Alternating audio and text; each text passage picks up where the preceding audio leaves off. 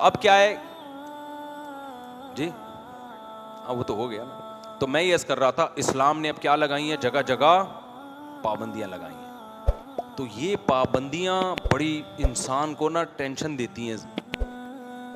आप रात सोए, अल्लाह ताला क्या कहते हैं, हय्या अला सलाह पे क्या करो भाई, उठ जाओ। टेंशन होगी कि नहीं होगी? कितना मुश्किल होता है फजर के लिए नींद कुर्बान करना। मैं तो जब फजर के में आता हूँ ना, नमाजियों को देख के बड़ा खुश होता हूँ। ए अल्लाह, ये वो मुकद्दस और मुबारक लोग हैं जिन्होंने तेरी दावत पर लब्बैक कहा और वुजू करके सफ में आके खड़े हो गए। दुनिया की नज़र में इनकी वैल्यू नहीं है, अल्लाह की नज़र में इनकी बहुत ज़्यादा वैल्यू है। अल्लाह कहता है मैंने हय्या अला सलाह हय्या अल फलाह का ऐलान तो पूरे महल्ले में, और 4-4 6-6 अज़ानें हो रही हैं आजकल तो मस्जिदों से, किसी के कान पे जू नहीं रहेंगी। ये चंद लोग हैं जो फजर के नमाजी शक्ल से भी मिस्कीन से नजर आ रहे होते हैं। ज्यादातर गरीब लोग ही आ रहे होते हैं फजर में। मालदार आदमी तो फिल्म देख के सोता है रात को, उसके बाद टाइम ही रात को मिलता है बिजनेस से। ज्यादातर फजर में कौन होते हैं? गरीब लोग होते हैं।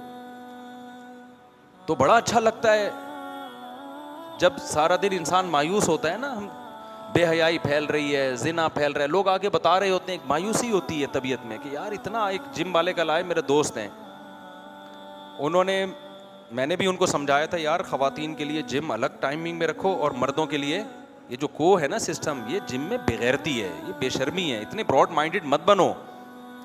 लड़कियां वो चुस्त कपड़े पहन के, स्लीवलेस कपड़े पहन के, और जो ज़ाहिर एक्सरसाइज का ड्रेस तो बहुत ही अधूरा भी होता है और बहुत टाइट भी होता है, तो वो क्यों लड़कों के सामने कर रही हैं? इसमें क्या जा रहा है कि लड़कियों की टाइमिंग अलग कर दो, मर्दों की? अब खुदा से इतना तो ना लड़ो ना। लिबरल लोग जो है ना, वो हर एक को लिफ्ट कराने के लिए तैयार हैं, अल्लाह को जर्रा बराबर अहमियत देने के लिए तैयार नहीं है। वो कहते हैं इसमें हर्ज क्या है भाई, जब लड़कियों को एतराज नहीं है, मुफ्ती साहब ब्रॉड माइंडेड बने, कोई किसी को नहीं छेड़ता। भाई छेड़ लेगा तो हो क्या जाएगा? आगे जाओ ना, फिर जिना भी कर। तो अंग्रेजों ने जिना की है, इतने वलद जिना बच्चे पैदा हो गए, तो क्या तरक्की नहीं की उन्होंने? बात सारी ये है कि जिस खुदा ने पैदा किया, आप उसको अहमियत दे रहे हो कि नहीं दे रहे हो?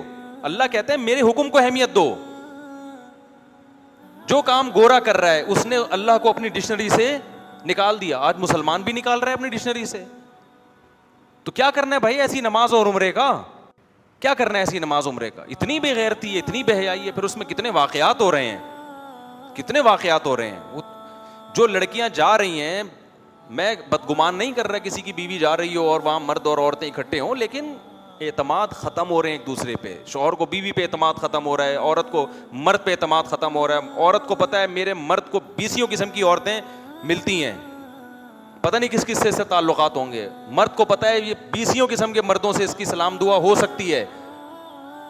ठीक है, बहुत से लोग एतमाद करते हैं, लेकिन दिल में वसवसे आना शुरू हो गए कि नहीं हो गए? जो रिश्ता था, जो अल्लाह चाहते हैं जोड़ के रखें, वो रिश्ते टूटना शुरू।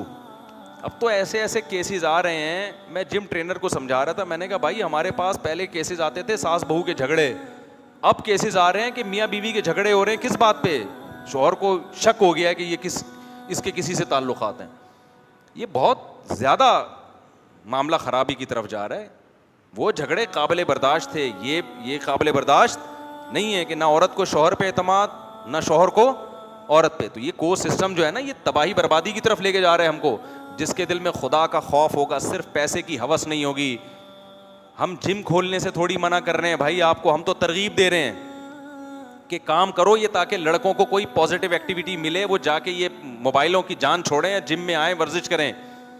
लेकिन थोड़ी सी तो गैरत कर लो यार, थोड़ी सी गैरत कर लो। तुम मुसलमान हो, तुमने कलमा पढ़ा है, तुम मानते हो कि खुदा को हमने जवाब देना है। तो हम ये भी नहीं कह रहे कि लड़कियों के लिए खोलें ही नहीं, हम कह रहे हैं लड़कियों की टाइमिंग अलग कर दो, लड़कों की टाइमिंग अलग कर दो। इतना तो खुदा को मान लो ना। इसमें थोड़ा सा पैसों का नुकसान होता है तो होने दो भाई, हराम ही कमाना है। अगर गलती करना है तो बंदूक उठाओ, लोगों से माल छीनना शुरू कर दो। फिर नहीं जी। तो वो मेरा दोस्त है बेचारा, मैंने उसको समझाया, वो मानता है अल्हम्दुलिल्लाह, उसने अलग सिस्टम किया। लेकिन उसने कहा मुफ्ती साहब लड़कियों में बेहयाई इतनी फैल गई है, लड़कियां इसको एक्सेप्ट नहीं कर रही हैं। शर्म किसमें बेगैरती अब मर्दों से ज्यादा किसमें आ रही है? खवातीन में आ रही है। कह रहे हमने एक हफ्ते के लिए जिम बंद किया कि घर मजदूर आके ना रेनोवेट कर रहे हैं उसको, कुछ काम था मजदूरों का, तो हमने कहा मजदूर आएंगे अंदर काम करेंगे, तो खवातीन से हमने इतना कह दिया एक हफ्ता आप छुट्टी कर लें और ये जब रिपेयरिंग पूरी हो जाएगी तो फिर आ जाए। उन्होंने कहा नहीं हम इन्हीं की मौजूदगी में कर लेंगे, हमें छुट्टी नहीं करनी। मजदूर खड़े हुए हैं, आपकी ड्रेसिंग क्या, ज़्यादा उस पर नहीं आदमी बात कर सकता। तो जब खुदा का खौफ बिल्कुल निकल जाए मेरे भाई, तो इजाफा तकल हया फ़फ़अल माशीता, तो ठीक है लड़कियां जा रही हैं, शर्म निकल रही है, इस शर्म निकलने से सोसाइटी का भी बेड़ा गर्क होगा। और अल्लाह देखो बार बार कुरान में कहता है ला तहसबन्नल्लाह गाफिलन अम्मा यामलुज़्ज़ालिमून, आप अल्लाह को भूल रहे हो लेकिन अल्लाह आपको नहीं भूल रहा। अल्लाह कहते हैं अल्लाह को गाफिल मत समझो, जालिम लोग जो कर रहे हैं। मैंने पैदा किया, मैंने बनाया, मैंने माँ की छातियों में दूध पैदा किया, ये सारे रिश्ते मैंने बनाए, मुझे इग्नोर करोगे और फिर तुम्हें खुशियाँ मिलें तो ये खुशियाँ तुम्हारे गले पड़ेंगी कल। दुश्मन जब किसी को कोई नेमत देता है, लड्डू खिलाता है, तो उस लड्डू के अंदर जहर रख के खिलाता है वो। दोस्त जब कड़वी गोली भी देगा ना, उस कड़वी गोली में फायदा होगा। और दुश्मन जब किसी को लड्डू भी खिला रहा है तो इंसान, अक्लमंद इंसान उस लड्डू खाते हुए 100 दफा सोचता है कि ये लड्डू मेरे दोस्त ने नहीं खिलाया या किसने खिलाया है, दुश्मन ने। अल्लाह नाफरमानों का दुश्मन है, अल्लाह को मोहब्बत फरमाबरदारों से है। तो जो आप गुनाह करके नेमतों को हासिल कर रहे हो, ये नेमतें, ये नेमत ना समझो, इसमें जहर छुपा हुआ है। खुदा कैसे, अल्लाह कुरान में कह रहा है अम नजअलुल मुत्तकीन कल फुज्जार, जो गुनाहों से बचते हैं और जो गुनाह नहीं करते, जो गुनाह करते हैं और जो नहीं करते, क्या दोनों मेरी नजर में बराबर हो सकते हैं क्या? एक औरत पर्दा करती है, गैर मर्द के सामने नहीं आती, क्यों? किसका हुक्म है भाई? खुदा का। और एक खुलेआम मर्दों के सामने एक्सरसाइज कर रही है। दुनिया तो कहेगी आंटी बड़ी लिबरल हैं, ये ब्रॉड माइंडेड हैं, ये कोई तंग जहन नहीं है इनका, अच्छे अखलाक की, हर एक से मुस्कुरा के बात करती हैं, दुनिया तो तारीफें करेगी। जिस खुदा ने पैदा किया है भाई, पूरी सूरह नूर उसने नाजिल कर दी, सूरह हिजाब नाजिल कर दी और उसको हुक्म दिया कि ये मर्द गैर महरम है, इनके सामने जीनत को जाहिर नहीं कर सकती। वो उस खुदा की आयतों की आप धज्जियां उड़ा रहे हो। तो ऐसी सेहत अच्छी हो भी जाए, फिटनेस जो खवातीन की फिटनेस की फिक्र कर रही हैं, तो क्या आप बुढ़ी नहीं होंगी एक दिन? चेहरे पे झुर्रियां नहीं पड़ेंगी? फिर कोई लिफ्ट नहीं कराएगा। ये थोड़े दिनों की जवानी है जो अल्लाह ताला ने जो रंगीनियां पैदा कर दी हैं। और मैं बार बार खवातीन को एक बात कहता हूं, मर्द देर से बूढ़े होते हैं, औरत पे बुढ़ापा। गुस्सा बहुत आता है बास खवातीन को जो बयान नहीं सुन रही, उनको मेरी ये बात सुन के कि हमें बुराई कर रहा है। वो भाई ये ग्राउंड रियलिटी है। जब अल्लाह ने औरत को हुस्न ज्यादा दिया है तो छीनता भी जल्दी है, मर्द को हुस्न कम दिया है लेकिन छीनता जल्दी नहीं है। हमने तो 70-70 साल के भी लोग देखे हैं, बिल्कुल फिटफाट, ऐसे लगता है बिल्कुल कोई कमजोरी है ही नहीं। मेरे वालिद साहब 63 साल की उम्र में इतने पावरफुल थे माशाल्लाह, चाल से कोई कह भी नहीं सकता था इन पे बुढ़ापे के कोई असरात हैं। तो हार्ट अटैक हुआ, सेहत वेहत का ख्याल नहीं करते थे, फौजी थे, बस वो उनको ब्लड प्रेशर चेक करने का शौक ही नहीं था, ठीक है ना, बीपी हाई रहता था। डॉक्टरों ने कहा, उन्होंने कहा यार कोई बात नहीं यार। तो मैं नहीं कह रहा कि ऐसा करना चाहिए, लेकिन वैसे बड़े सेहतमंद थे, चाल ढाल। और लेकिन आप किसी 60 साल की औरत को देखो, वो क्या हो जाती है। मेरे वालिद साहब के ना चेहरे पे झुर्रियां थी, इस 63 साल में दांत सारे सफेद चमकदार, वो पठान, असलन तुम पठान है ना, और ऐसे घनी दाढ़ी और आवाज में वही पावर। कहीं से भी बुढ़ापे के कोई दूर दूर के असरात कम से कम मुझे नजर नहीं आते थे। मर्दों में बहुत सारे ऐसे होते हैं। हकीम सईद साहब 78 साल की उम्र में 78 ईयर्स ओल्ड थे, रोजाना 1 घंटा लॉन्ग टेनिस खेलते थे वो मादरत के साथ। खेलने से पहले मादरत नहीं करते थे, ये मादरत मैं बताते हुए कर रहा हूं कि आपको लगेगा यार ये कैसी बातें कर रहा है। 1 घंटा क्या था, लॉन्ग टेनिस। आप 10 मिनट खेलो लॉन्ग टेनिस तो दिमाग सेट हो जाता है आदमी का। वो 1 घंटा खेलते थे। तो मर्दों में अगर सेहत का ख्याल रखें, बहुत देर तक चलते रहते हैं। औरत का जो हुस्न जमाल है अचानक ढलना शुरू होता है। तो औरत को तो और ज्यादा एहतियात करनी चाहिए कि भाई पाकदामनी इफ़्फ़त के साथ वक्त गुजारो, अपने मियाँ की मोहब्बतें लो, औलाद पैदा करो, फिर बुढ़ापे में खानदान हो तुम्हारा। जब एज एक थोड़ी सी बढ़ती है, जवानी में औरत को इज्जत उसके हुस्न जमाल की वजह से बहुत जगहों पे मिल रही होती है, आंटी बड़ी खूबसूरत है, सब लिफ्ट करा रहे होते हैं, आप बैठ जाएं, मैं खड़े होकर सफर कर लूंगा। ऐसा ही होता है ना, मैं ये सामान वहां तक पहुंचा देता हूं, वगैरह वगैरह। लेकिन जो 40, 50, 45 साल, 50 साल के बाद जो इज्जत मिलेगी ना, वो हुस्न जमाल की वजह से नहीं मिलेगी, वो बुजुर्गी की वजह से मिलेगी। तो वो इज्जत औलाद और शौहर देता है कि मेरे बच्चों की क्या है ये। इंसान का बच्चा होगा तो इज्जत देगा, नहीं होगा तो नहीं देगा। लेकिन मेजॉरिटी तो मेरा ख्याल है इंसान के बच्चे ये भी मार्केट में चल रहे हैं। तो खराबी इतनी नहीं आई है हमारी सोसाइटी में कि औरत बूढ़ी हो जाए तो मर्द उसको लिफ्ट कराना छोड़ दे। कुछ लोग होंगे, लेकिन मेजॉरिटी भाई बच्चों की क्या है ये, माँ है, जिंदगी इसके साथ गुजार दी। हमारे एक जानने वाले थे, उन्होंने दूसरी शादी की जवान खातून से। अब पहली बीवी के साथ उनकी ज़िंदगी 30 साल गुजरी, दूसरी ने आते ही पता नहीं कुछ मसाइल खड़े कर दिए, उनको गुस्सा आता था। अच्छा, दूसरी ताने देती थी कि ये पहली वाली तो बुड्ढी है, इसको तुम क्यों लिफ्ट करा रहे हो। मेरे पास केस आया तो मुझे कहने लगे, मुफ्ती साहब उस पहली वाली ने गम, गुर्बत, भूख, सारा कुछ बर्दाश्त किया मेरे साथ 30 साल। तो अब मैं ये तो नहीं है कि ये नई वाली की वजह से उसको इग्नोर करना शुरू कर दूं। ठीक है, दोनों के हक मिलेंगे तो उसको भी प्रॉपर टाइम देंगे हम। मैंने कहा यार बंदा क्या है, जैसे बेगैरत किस्म के लोग भी हमें सुबह शाम अल्हम्दुलिल्लाह मिल रहे होते हैं, तो 100 बेगैरतों के बाद एक गैरतमंद मिलता है ना, तो वो बैलेंस क्या हो जाता है, बराबर हो जाता है। खुशी होती है कि चलो यार थोड़े से, वरना जो शादी ब्याह के मामलात में जो माजरत के साथ जो बेगैरती का रेशो है वो थोड़ा सा गैरत से क्या है। बस मैं ज़्यादा नहीं इस पे जाऊंगा, फिर वो बेगैरती के वाक़यात सुनाऊंगा तो आप कहेंगे अच्छा हम तो पता ही नहीं इतने बड़े बड़े, हम तो थोड़े से हैं, ये तो इतने बड़े बड़े बेगैरत पड़े में। तो उससे बाज़ दफ़ा ना वो गलत, यानी हम सब इसमें शामिल हैं भाई, मैं कोई किसी को बुरा नहीं कह रहा। खैर, तो क्या बात कर रहा था मैं, जल्दी से बात को समेटूं। अबे यार आपको बिठाया हुआ किस लिए यहाँ पे, जहाँ से बयान कंटिन्यू चल रहा होता है ना वहीं से करें, अजान भी होने वाली है, इसको जल्दी से कंप्लीट करना है। हाँ, तो मैं ये कह रहा था कि भाई वो जो जिम ट्रेनर थे उनसे मैंने कहा कि यार, उसने कहा भाई ये खवातीन भी बहुत सी नीचे आ रही हैं, और ये मालदार घरों की खवातीन में ये मसला क्या है, ज्यादा है। जिनके पास कपड़ों के पैसे ज्यादा होते हैं, कपड़े उन्हीं के पास नहीं होते, उनमें ज्यादा मसला ही है। उनको जरा अपनी दौलत दिखानी है और थोड़ी नुमाइश करनी है। मैं फिर भी नीयतों पे शुबा नहीं कर रहा, बाज़ों को इससे कोई गरज नहीं होता कि मर्द देख रहा है कि नहीं देख रहा। उनको मर्द के सामने अपनी बॉडी को एक्सपोज करना भी वो इतनी ब्रॉड माइंडेड होती है कि हमारे मसाइल ही नहीं है। ओ भाई, आपके नहीं है, इस्लाम के तो है ना मसाइल। इस्लाम पाबंदी लगा रहा है, किसी वजह से लगा रहा है ना। अपनी ख्वाहिशात पर इस्लाम को क्या करो, तरजीह दो। भाई अल्लाह ने मना कर दिया, खत्म।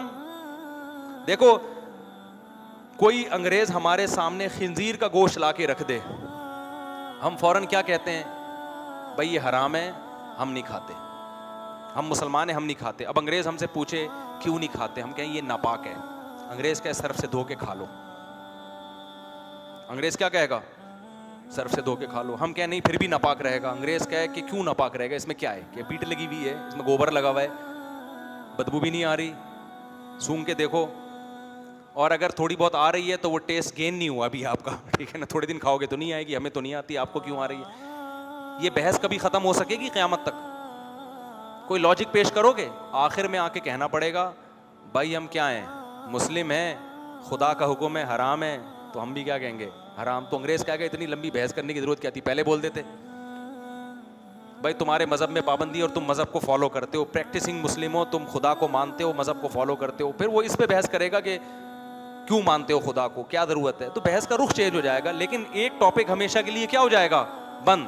तो जो हमारी लिबरल आंटियां हैं, जो जिम जा रही हैं, मर्दों के सामने एक्सरसाइज कर रही हैं, देखो मैं अगर बहस करना शुरू करूं, इससे बेहयाई फैलती, आगे से अप्लाई आता, कोई बेहयाई नहीं फैलती, मेरी बेगम तो 20 साल से जा रही है, दिल साफ होना चाहिए। लिबरल लोगों के पास आलतू फालतू दलाइल बहुत होते हैं कि नहीं ये सब, ये ना असल में एक्चुअली ये सब दिमाग का खेल होता है, ट्रस्ट की बात होती है। हमने तो बहुत सी पर्दे वालियों को घरों से भागते हुए देखा है, उन्होंने देखा होगा, शायद कोई भाग रही होगी।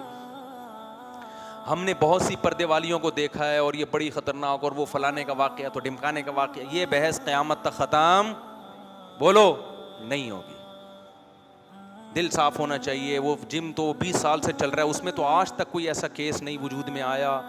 तो मैं उनसे कहता हूँ आ भी गया तो क्या हो गया, अंग्रेजों के रोजाना ऐसे केसेस होते हैं तो क्या हो गया, 2-4 और मजीद अंग्रेज वजूद में आ जाते हैं उसकी वजह से। अगर वो केसेस भी ना होते तो अंग्रेजों की तो नस्ल ही खत्म हो गई ना।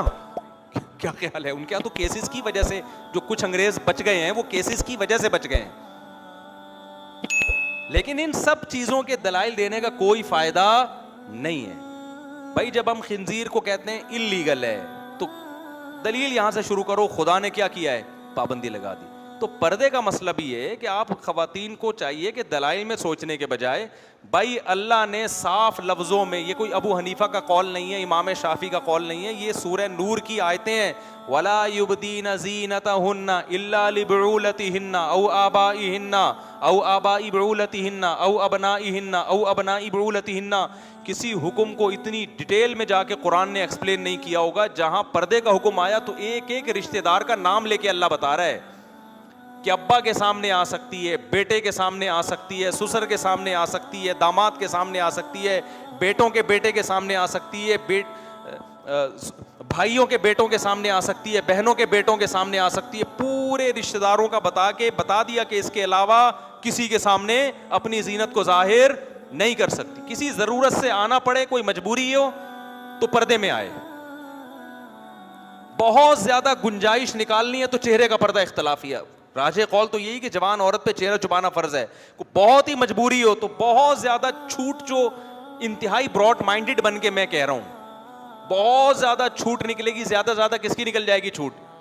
चेहरे की निकल जाएगी। पूरा बॉडी ढकी हुई हो, सिर्फ चेहरा क्या हो, खुला हुआ। ये बहुत ज्यादा ये गुंजाइशें निकाल के कि चलो जो लिबरल अंटियां हैं, जो बहुत ही ज्यादा इस्लाम से दूर है, उनको इस्लाम से करीब करने के लिए एक थोड़ी सी गुंजाइश उनको दे दी जाए। वरना असल हुक्म तो ये है कि जवान औरत पे चेहरा छुपाना भी फर्ज है। चलो यहां तक आ जाओ यार, आप बाकी बॉडी कवर कर लो। इतना भी अगर नहीं हो रहा तो ये खुदा से क्या है, ये दुश्मनी है, ये खुदा से लड़ाई है। फिर तो अल्लाह नहीं छोड़ेगा भाई। अल्लाह की नजर में हया बहुत अहम चीज है और जिना बहुत बुरी चीज है। जिना से नहीं मना किया, जिना के हर वो काम जो सोसाइटी में जिना को प्रोमोट करता है उससे अल्लाह ने मना किया। बेपर्दगी जिना को प्रोमोट करती है। तो मैं बात को बस समेट के ख़त्म करता हूँ। तो मैं ये अर्ज़ कर रहा था कि इस्लाम में लज्जतें भी हैं, साथ साथ बीच में क्या है। अब औरत को अल्लाह ने मना नहीं किया कि वो वर्जिश नहीं कर सकती, वो अपनी फ़िटनेस का ख्याल नहीं कर सकती, वो जीनत इख्तियार नहीं कर सकती, लेकिन कुछ पाबंदियाँ लगा दी। आईब्रोज नहीं बना सकती वो, ये तगयीर खल्क़िल्लाह है। नाखून नहीं बढ़ा सकती चुड़ैलों की तरह, ये कोई जीनत नहीं है। ये जीनत का सत्यानाश हो रहा है, ये जीनत का सत्यानाश हो रहा है। जीनत नाखून काटने में है, बढ़ाने में थोड़ी है। यहाँ तो पाबंदियां लगाएगा ना इस्लाम के। अगर ऐसे ही छोड़ दे तो पता नहीं क्या क्या करके बैठ जाओगे। आड़े थे तो अंग्रेजों ने जीनत करते करते नस्लें ही बिगाड़ दी हैं। औरत मर्द बन गई, मर्द औरत बन गया, फिर बीच की चीजें आ गई मार्केट में। यहाँ से देखो लेडीज लग रहा है, यहाँ से देखो क्या लग रहा है। पूरा LGBT का जो कानून पास हुआ वो तो सारा ही फितरत का क्या कर दिया। पैदा ही हुआ था, 2 बकरे ज़बा हुए, बालिग हुआ तो उसने कहा मैं शी हूं। वहां का कानून कहता है उसको एक्सेप्ट करना पड़ेगा। तो मैं तो लोगों से कह रहा हूं, तो शुक्र है विफाकी शरी अदालत ने LGBT कानून को कलअदम कर दिया। अल्लाह कर सुप्रीम कोर्ट उसको कलअदम करार दे दे। तो वरना फिर यही होगा कि बच्चा पैदा हुआ था, आपने 2 बकरे काटे, बड़े होके कह रहे हैं मैं शी हूँ। 7 साल में बच्चे को इजाज़त है वहाँ कानून में कि वो अपने आप को शीश हो। तो आपका 1 बकरे की कीमत क्या हो गई, ज़ाया हो जाएगी ना, बकरे के पैसे ज़ाया हो जाएंगे। इसके कूट पटांग किस्म का निज़ाम है तो चल रहा है।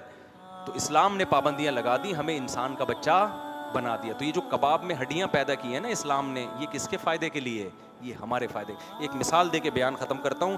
पहले ज़माने में एक वाक़या बयान किया जाता है कि एक बादशाह कहीं शिकार के लिए निकला अपने शाही लश्कर के साथ, तो रास्ता भूल गया, प्यास से सहरा में बुरा हाल और प्यास से मरने वाली कंडीशन हो गई।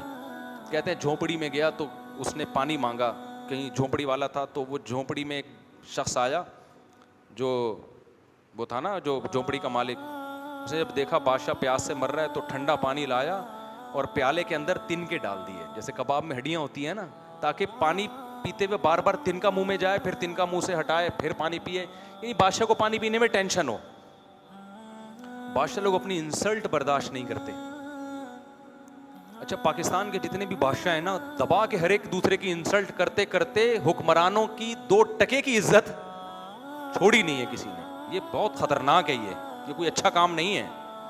किसी कंट्री में हाकिम चाहे जालिम हो, अगर बिल्कुल ही उसकी इज्जत खत्म हो जाए तो इताअत खत्म हो जाती है और मुल्क का फिर बेड़ा गर्क होता है। तो इतना ज्यादा नहीं एक्सट्रीम लेवल पे जाया करो दूसरे को बुरा भला कहने में कि एक मुल्क की रियासत की जो सरबरा होता है ना, उसकी वो बिल्कुल ही उसमें और एक चपड़ासी में कोई फर्क ही ना रहे। थोड़ी सी रेस्पेक्ट, चाहे कोई भी हो, किसी खास की, कोई भी वजीर आजम हो, कोई भी सदर हो, भाई एक लिमिट तक जाओ, उससे आगे मत जाओ। खैर, तो उन्होंने क्या किया, बस तिनका विनके डाल के पकड़ा दिए। बादशाह को गुस्सा आ रहा है, मैं प्यास से मरा जा रहा हूँ, और लेकिन अब वो कुछ भी नहीं। उसने कहा बाद में गर्दन उड़ाने का हुक्म दूंगा, अभी तो पानी पियो ना। तो पानी पी रहा है, फिर तिनका आ रहा है, फिर पानी, फिर तिनके को हटा रहा है, होते होते घूंट घूंट भर के उसने पानी पिया और सैराब हुआ और हुक्म दिया इसकी गर्दन उड़ाई जाए। कम वक्त तुझे पानी पिलाया है, ऊपर से गर्दन उड़ाए। तो उसने कहा हुजूर मेरी थोड़ी सी बात सुन लें तो फिर आप गर्दन उड़ा दें। बादशाह ने कहा चलो इसने पानी तो पिलाया है ना, तो वरना बादशाह लोग सुनते कहाँ थे पहले। गर्दन उड़ाने के बाद कहते थे बता तेरा मसला क्या है। तो उसने बताया कि जी मैंने आपको इसलिए कि इतनी शदीद प्यास में जब ठंडा पानी अचानक आप भर के पीते हैं ना, इससे बाज़ दफ़ा सडनली मौत हो जाती है इंसान। रिपोर्ट इस तरह के सुने वाक़यात, शदीद प्यास में एकदम ठंडे पानी की बोतलें और लंबे हो गए। तो मुझे पता था कि मैं आपको ज़बानी समझाऊंगा, आप इतनी शदीद प्यास में हो लेकिन फिर भी आप क्या करोगे, पियोगे। शदीद प्यास में आप पर मेरी नसीब, तो मैंने बीच में तिनके डाल दिए ताकि ना चाहते हुए भी आप थोड़ा थोड़ा करके सैराब हो। फिर बादशाह सलामत ने वो इनामात, जो बादशाह लोगों के इनाम भी फिर 4 शादियां करा दी होंगी उसकी। मैं बादशाह होता तो मैं डायरेक्ट, तभी तो लोग आजकल नौजवान लोग दुआ कर रहे हैं मेरी कि किसी तरह मुफ्ती साहब वज़ीर आज़म बन जाएं कि एक काम तो होगा ना, गुर्बत महंगाई तो फिर भी ख़त्म नहीं होगी, कम से कम एक काम हो जाएगा नौजवानों का। तो हकीकत ऐसे ही है, गैर मुस्लिम ने ख्वाहिशात के दरवाजे खोल दिए, कबाबों से हड्डियाँ ख़त्म कर दी। उसका नतीजा क्या निकला है, आप सारी ख्वाहिशात पूरी करते हो और इससे डिप्रेशन कम नहीं होती, डिप्रेशन बढ़ती है। इस्लाम ने ख्वाहिशात में क्या कर दी हैं, तिनके डाल दिए, कबाब में हड्डियाँ डाल दी हैं। उससे लज्जतों की लज्जत भी दोबाला रहती है, सोसाइटी भी इस्लाह रहती है, आपकी भी इस्लाह रहती है, आप टेंशनों में नहीं जाते। कुछ टेंशनें आपको बड़ी टेंशनों से बचा देती हैं। इनफरादी सतह पे जो गुनाह करते हैं वो इनफरादी सतह पे डिप्रेशन में जाते हैं, और जो कौम मिन हैसुल कौम इज्तिमाई सतह पे गुनाह करती है वो कौम मिन हैसुल कौम डिप्रेशन में जाती है। मिन हैसुल कौम उसका निज़ाम क्या होता है, तबाह होता है। गैर मुस्लिमों ने जब खुदाई अहकाम को निकाला ना, अपनी सोसाइटी से बेहयाई को प्रमोट किया, तो जिना के मजे तो लग गए उनको, लेकिन सोसाइटी क्या होने लगी, सोसाइटी तबाह हो गई। ना बाप का एहतराम, ना माँ का एहतराम, ना दादी, ना नानी, सारा सेटअप क्या हो गया। अब बुढ़ापे में हशर देखो उनका क्या होता है, नशे आ गए उनकी सोसाइटी में। क्योंकि जब आप ख्वाहिश करते हैं, पूरी करते हैं, मजीद ख्वाहिश जन्म लेती है, फिर आप कहते हो यार कुछ नया होना चाहिए, तो नशे की तरफ जाते हैं। जिंदगियां तबाह हो गई नशा कर करके, शराब, नशा, लड़कियों के चस्के। मैंने कितने नौजवानों से मिला हूं जो अय्याशी की जिंदगी से यूटर्न लेके वापस आए हैं, लेकिन इस्लाम था ना उनके पास, इस्लाम ने बचा लिया उनको। गैर मुस्लिम के पास बचाने वाला कोई चीज ही नहीं होती। मैं तो बहुत नौजवानों से मिला हूं जो अय्याशी के इंतहा तक पहुंचे लेकिन डिप्रेशन में जाने लगे। वो उन्होंने मुझे खुद बताया कि हमारे पास पैसा, नाइट क्लब, शराब, सब कुछ, लेकिन हम देख रहे थे रोज बरोज टेंशन कम होने के बजाय क्या हो रही है, बढ़ रही है। तो फिर वो बताते हैं मौलाना तारिक जमील साहब का बयान सुना, तबलीग में वक्त लगाया, तो हमें फिर आहिस्ता आहिस्ता अंदाज़ा हुआ भाई ये ज़िंदगी क्या है, ये बर्बाद कर, क्योंकि देख रहे थे बर्बाद हो रहे हैं हम। तो मुसलमान के पास तो ऑप्शन होता है, इस्लाम उसको घसीट के ले आता है। गैर मुस्लिम को क्या चीज़ लेकर आएगी, उनके पास तो मोटिवेशनल स्पीकर हैं खाली, वो खुद पी रहे होते हैं, उनकी खुद लड़कियों से दोस्तियाँ होती हैं, सबकी नहीं होती होंगी लेकिन बॉसों की होती हैं। वो क्या मोटिवेशन करेगा भाई, जो खुद खुदा का बागी है। मोटिवेशन में तो सबसे पहले खुदा का इंट्रोडक्शन जरूरी है ना, कि जिसने पैदा किया उसको तो मानो, वो तो है ही नहीं उनके यहाँ। तो इसलिए जो इस्लाम में जो कबाब में हड्डियां हैं ना मेरे भाई, ये हड्डियां हमारे फायदे के लिए। हड्डी वाले गोश्त का मजा अलग होता है। मैंने एक दफा क्या किया, मछली से ना पूरी हड्डियां निकाल ली, कांटे उसी तरीके से निकलवा के मछली पकाई, मजा नहीं आया। तो मैंने कहा भाई वो जो कंघी होती है ना उसके अंदर, उसके साथ ही गोश्त का मजा होता है। थोड़ा सा खाओ, थोड़े से कांटे का भी मजा लो, फिर कांटे निकाल के, बिल्कुल ही कांटों से भरी हुई ना हो। बांग्लादेश के लोग तो कांटों भरी मच्छी ऐसे खा रहे होते हैं, खट खट खट साइड पे कांटे लगा रहे होते हैं, पता नहीं स्पीड पर निकाल के फेंक देते हैं मच्छी अंदर, कांटे साइड पे। वो उनको पता नहीं वो जीन में उनकी ये चीज़ शामिल। हम लोग तो ऐसे करना पड़ता है कांटा हटाना, लेकिन बिल्कुल ही कांटे हटी हुई मच्छी होती है, उसमें भी लज्जत नहीं होती, थोड़े से कंघी होनी चाहिए कम से कम अंदर, ठीक है। तो भाई जो इस्लाम ने पाबंदियां लगाई हैं, ये पाबंदियां मेरे और आपके फ़ायदे के लिए लगाई हैं। तो मुत्तकीन का मतलब मैं जो बता रहा था ना, इन्नहा लतज़किरतुल लिलमुत्तकीन, अल्लाह कहते हैं ये कुरान उन लोगों के लिए नसीहत है जो बुराई से बचना चाहते हैं, जो कबाब में हड्डी बर्दाश्त कर लेंगे, तो उनको बहुत फ़ायदा होगा इस कुरान से। अल्लाह हमें समझने